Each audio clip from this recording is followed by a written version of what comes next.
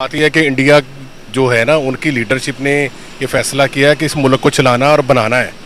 और हमारे जो सीटों पे बैठे हुए हैं वो सारे इस मुल्क को तबाह व बर्बाद करने के लिए बैठे हुए हैं। दुनिया भर में भारत का कद तेजी से बढ़ रहा है, जिसे पूरा हिंदुस्तान तो देख ही रहा है, लेकिन साथ ही पाकिस्तान के भी कुछ लोग इस पर पैनी नजर बनाए हुए हैं।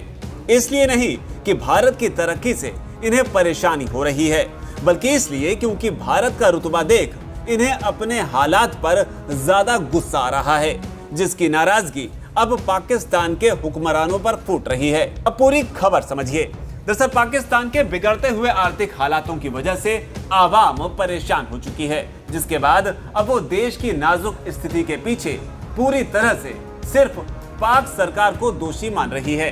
कैसे, वो भी जानिए। दरअसल हाल ही में डेली स्वैग नाम के पाकिस्तानी यूट्यूबर ने अपनी आवाम के बीच जाकर पाकिस्तान के मौजूदा हालात के बारे में प्रतिक्रिया लेनी चाहिए। इस पर एक पाकिस्तानी शख्स ने कहा कि हमारे देश की सरकार की पॉलिसी बेहद खराब है। हालांकि इसके बाद इस शख्स ने भारत का नाम लेते हुए पाकिस्तान को उसकी हैसियत दिखाने की कोशिश की। एक सवाल के जवाब में पाकिस्तानी शख्स ने कहा, हमारे देश की सरकार के एक भी लोग आवाम के साथ लॉयल नहीं हैं। वो सारे के सारे विदेशी एजेंट हैं। ये सारे दूसरे देशों के कह के मुताबिक काम करते हैं। हमारे मुल्क की तबाही कायदे आजम मोहम्मद अली जिन्ना के समय से ही शुरू हो गई थी, जब आर्मी चीफ ने उनकी बात मानने से इनकार कर दिया था। और सारे फॉरेन एजेंट हैं, इनकी तफ्तीश करवाएं जहां से मर्जी। ये कोई भी पाकिस्तान के साथ लॉयल नहीं है। कायदे आजम का जो पहला आर्मी चीफ था, उसने ही पहला हुक्म ही कायदे आजम का मानने से साफ इनकार कर दिया था। वहीं से इस मुल्क की तबाही और बर्बादी की बुनियाद रख दी गई। इंटरव्यू में ये शख्स यही नहीं रुका। पाकिस्तान की औकात को दुनिया के सामने लाने के लिए आगे उसने भारत का भी जिक्र कर दिया। उसने कहा, वहीं इंडिया की सरकार में बैठे लोग हमेशा से मुल्क को चलाने के बारे में सोचते हैं और हमारे देश के नेता देश को बर्बाद करने पर तुले हैं। बात यह है कि इंडिया जो है ना, उनकी लीडरशिप ने ये फैसला किया है कि इस मुल्क को चलाना और बनाना है। और हमारे जो सीटों पे बैठे हुए हैं वो सारे इस मुल्क को तबाह व बर्बाद करने के लिए बैठे हुए हैं। और सारे फॉरेन एजेंट हैं, इनकी तफ्तीश करवाएं जहां से मर्जी। ये कोई भी पाकिस्तान के साथ लॉयल नहीं है। इसके बाद नाराज शख्स ने अपनी ही सरकार को गद्दार कह दिया। शख्स ने कहा, हमारे देश के खराब हालातों के पीछे यहाँ रहने वाले लोगों का हाथ है। हमारे देश के लोग जहाँ अटके हैं वहीं रहना चाहते हैं। पाकिस्तान में हालात ऐसे हैं कि यहाँ चपरासी की नौकरी भी पाने के लिए सिफारिश की जरूरत पड़ती है।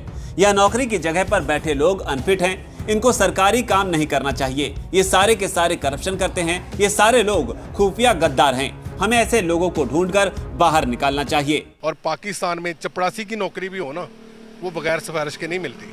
बिल्कुल सही हो गया। और ये जो सीटों पे लोग बैठे हुए हैं ना, टोटली अनफिट बैठे हुए हैं, जिनको सरकारी मुलाजमत नहीं करनी चाहिए, जिन्हें बिजनेस करना चाहिए, वो जाके सीटों पे बैठ गए। क्योंकि इतनी तनख्वाह में उनकी सर्वाइवल ही नहीं है। जब सर्वाइवल ही नहीं है तो वो करप्शन ही करेंगे, और क्या करेंगे वो। बिल्कुल सही हो गया सर। तो इसलिए जो बंदा है जो उस सैलरी में सर्वाइव कर सकता है, उनकी अपॉइंटमेंट करनी चाहिए। सही हो गया सर, बहुत शुक्रिया सर जी। बहुत लास्ट में कुछ कहना चाहेंगे? बस मैं कहूँगा जी, ये मुल्क बड़ी कुर्बानियों से हासिल किया है और इसमें बड़ा टैलेंट है। लेकिन ये जो सीटों पे बैठे हुए खुफिया गद्दार हैं इस मुल्क के, उन्हें ट्रेस करना और बाहर निकालना बड़ा ज़रूरी है, वरना ये वो रियासत को नहीं रहने देंगे। लेकिन अब इस पाकिस्तानी शख्स का वीडियो पाकिस्तान में तेजी से वायरल हो रहा है, जहां इस शख्स की नाराजगी से जाहिर है कि पाकिस्तान के मौजूदा हालात से तो लोग परेशान हैं ही, लेकिन भारत के बढ़ते कद को देख ये नाराजगी अब 7वें आसमान पर पहुंच रही है, जो अपने आप में एक सबक भी है कि कैसे रूढ़िवादी कट्टरपंथी सोच से देश के देश बर्बाद हो सकते हैं।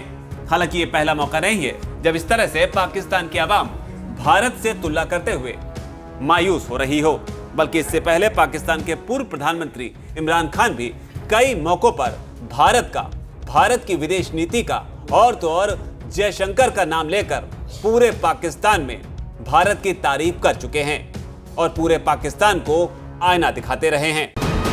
वीके न्यूज, राष्ट्र के नाम।